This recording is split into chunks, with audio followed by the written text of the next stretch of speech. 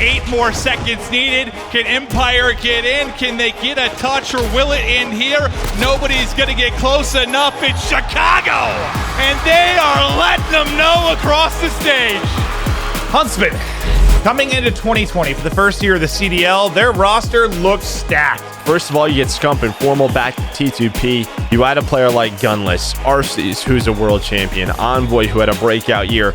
The more I talk about it, the more insane this roster was. Huntsmen, what a performance. We started off the season very well at launch weekend. We went on to London to win our first home series. We couldn't have had a better start to the year. Chicago Huntsmen are your winners at the London home series final.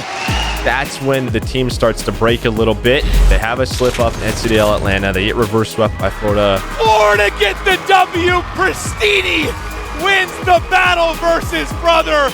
And there's the hype.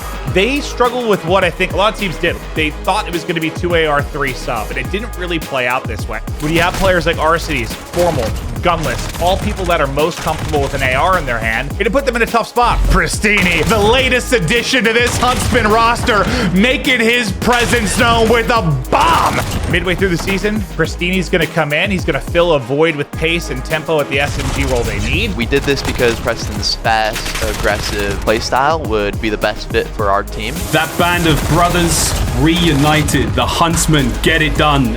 They win a home series right away, and they sort of stay within that top 4. From there on out, it looked like they were good, but not good enough to beat the likes of Empire and FaZe. I can see all those players thinking it might have been a pretty frustrating year. For Chicago Huntsmen, going into Rostermania, it was a question of what are we going to do? What is this roster going to be? Arcitys and Prestinni out. Dashy in. He joins Envoy, he joins Scump, he joins Formal. There was drama going into this year that Dashy was trying to leave OpTic to get on Huntsman. Basically, he told Seth and Hector, was like, yo, you guys got to come save me.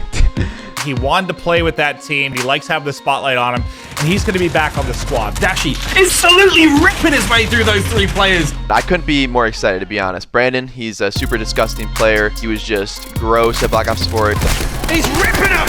Oh, Dashy. His 5-piece that he got on Seaside. Coming in through the front line, Dashy.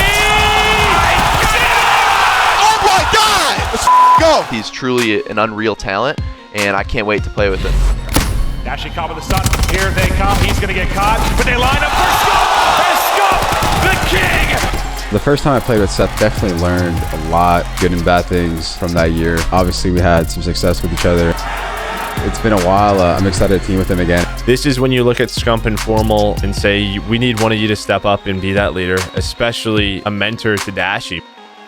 My 2020 season didn't go how I wanted it to go. I could have played better individually, could have performed better as a team. With the people he's going to have surrounding him this year, you know, we're going to push him to be a better person, better teammate, and a better player. We're just all going to be looking to bring each other up in this next season and make the most of it. The contest is there. Envoy with the kills. Going into Cold War, we're not very sure what the meta is going to be like. And Huntsman get the W in the madness. It's a 4v4 COD. Obviously, you're removing an extra player, so instead of 2 subs, 2 flexes, and a main AR, you're probably looking at 1 main AR, 2 subs, and a flex. Brandon's obviously going to be a flex. Matt is going to be our main AR, and me and Seth are going to be both the subs. Dashy somehow finding the kills there with the M4. Give him anything, he'll get it done. I mean, Black Ops 4, I ran a flex. World War II, I ran a flex for a little bit. IW ran a flex, but I like being able to use both guns, so it's definitely something I'm excited for.